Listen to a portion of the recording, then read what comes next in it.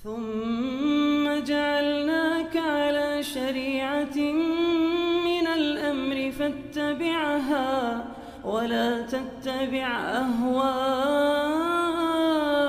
الذين لا يعلمون. Ada seorang dai mengaku baiat sama Khomeini dan tidak mengafirkan Syiah karena dia dianggap apa saudaranya, sementara dia tidak mau dituduh Syiah. Ya jelas ya kalau dia baiat sama Khomeini, ya itu jelas dia orang Syiah. Apalagi dia kenal pemikiran Syiah, itu tepatnya dia disebut Syiah.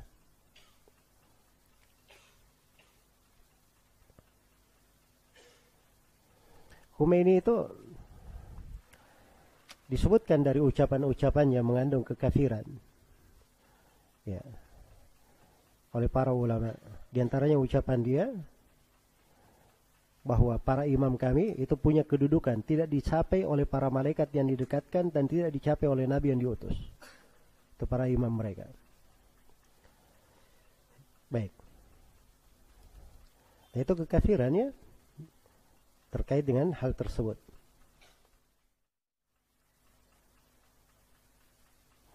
Apa bedanya syubhat dan talbis?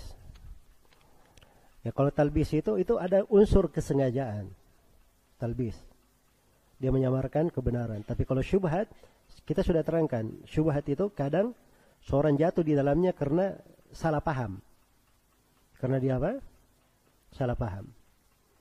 Baik.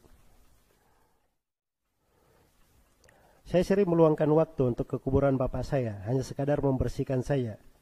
Karena kalau terkesan tidak terurus, kebiasaan di tempat penguburan umum tersebut, bila tidak terurus akan ditumpuk dengan jenazah orang lain. Bolehkah perbuatan saya? Itu nggak ada masalah ya. Ini namanya dia membuat kemaslahatan, dia membuat pekerjaan ini untuk menjaga kubur itu sebagai kuburan, supaya tetap diketahui sebagai kuburan. Jangan diinjak, jangan ditempati sholat, dan seterusnya. Terkait dengan hukum-hukum kuburan. Kalau seperti itu nggak ada masalah. Baik. Apa hukum turut meramaikan acara-acara tahun baru? Kalau di acara keagamaan, itu jelas keharamannya ya. Ya.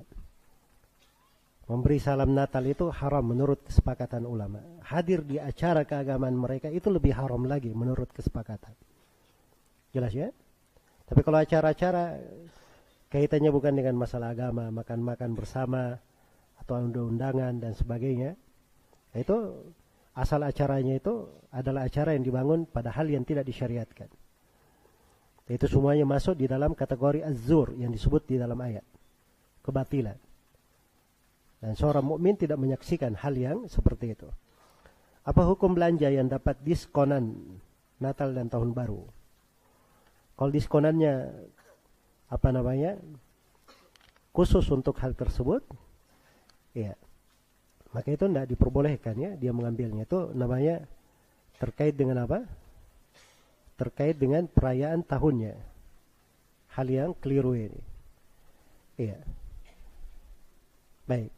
Tapi kalau misalnya di sebuah toko namanya orang belanja, ya, kemudian dia buat diskon di akhir tahun, tidak ada kaitannya dengan masalah ibadah, dan saya orang yang ke toko ini, saya punya keperluan bukan karena diskon, memang saya ada keperluan, saya ke tempat lain juga seperti itu, ya, saya nggak ada masalah ke tempat ini maupun tempat lain, saya datang untuk beli keperluan saya, begitu saya beli saya dikasih diskon, nah, itu nggak ada masalah ya untuk hal tersebut. Baik. Tapi kalau diskonnya terkait dengan acara keagamaan itu tidak diperbolehkan. Itu bersyirikat namanya. Bersama mereka dalam kegembiraan. Baik.